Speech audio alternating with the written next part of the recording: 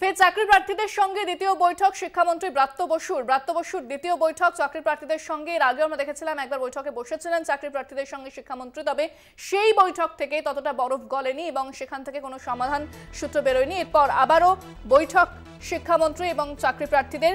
আজ বিকাশ ভবনে শিক্ষামন্ত্রীর দ্বিতীয় বৈঠক। ফের চাকরি প্রার্থীদের সঙ্গে বৈঠকে বসতে চলেছেন শিক্ষামন্ত্রী। বিকাশ ভবনে বৈঠক। ফের চাকরি প্রার্থীদের সঙ্গে বৈঠক শিক্ষামন্ত্রী। প্রথম বৈঠকে বেরোয়নি কোনো সমাধান এবং প্রথম বৈঠকে চাকরি প্রার্থীরা তারা অসন্তোষ প্রকাশ করেছিলেন। এরপরে আবারও দ্বিতীয় বৈঠক শিক্ষামন্ত্রীর সঙ্গে চাকরি প্রার্থীদের।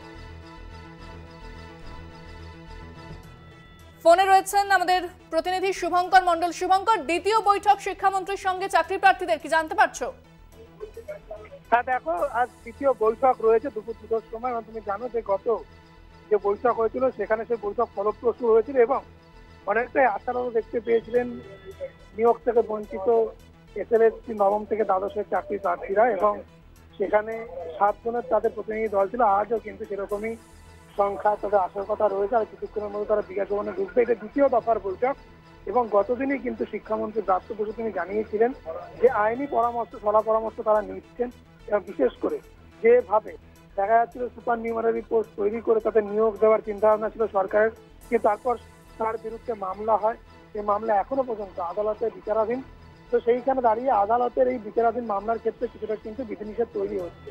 সেইগুলো সব দিক যাবতীয় খতিয়ে দেখে তারপরে যাবতীয় বন্দোবস্ত করা হবে। কিন্তু আলোচনায় সরকার যে চাকরি প্রার্থীরা বঞ্চিত চাকরি প্রার্থীদের যে চাকরি দিতে চান বা নিয়োগ দিতে চান সেটা কিন্তু একরকম ভাবে স্পষ্ট হয়ে গেছে গত দিনের বৈঠকে। আজও তার একটি বলা পারে এক্সটেনশন, অর্থাৎ আজকে তার অগ্রসর আরেকটু কিছুটা অগ্রসর হওয়ার কথা রয়েছে। এই বৈঠক কুণাল ঘোষ তিনি আজ উপস্থিত থাকবেন এই বৈঠকে। চাকরি প্রার্থীরা বঞ্চিত চাকরি প্রার্থীরা এসএসসি যিনি চেয়ারম্যান রয়েছেন।